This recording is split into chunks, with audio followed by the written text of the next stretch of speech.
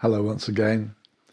I thought I must record what I heard about a couple of days ago, namely the passing of David Mansell. I realise many of you won't know that name. I'm amazed these days of people who say, who was John Wimber? What was Stoneleigh Bible Week? Hey, the years slip by.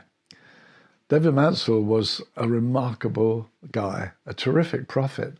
In those very early days of the charismatic movement, when we began to turn to Ephesians chapter 4 and began to look at the possibility of apostles and prophets still being in the church, it was also radical and amazing and exciting.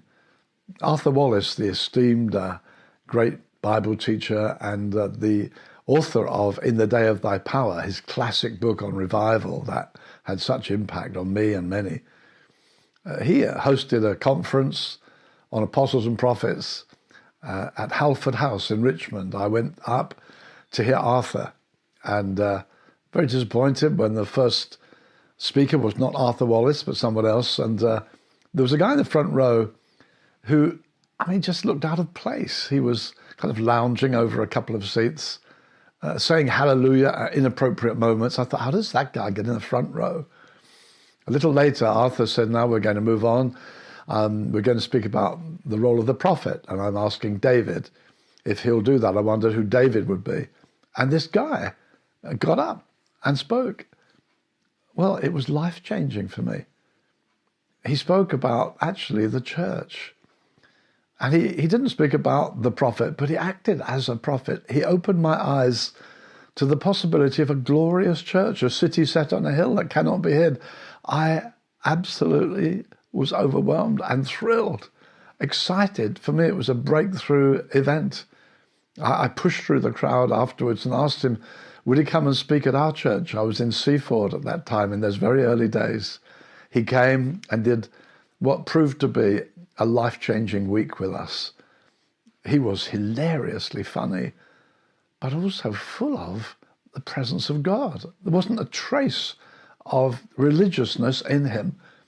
And his grasp of grace had set him free to really enjoy God in a way that had huge impact on me and on the church. We were changed by his week with us. We met every night of that week. There was an outbreak of healings at the same time, which added another dynamic. But to be honest, it was the message and his presence that carried that message that had such huge impact. Dave was wonderfully gifted.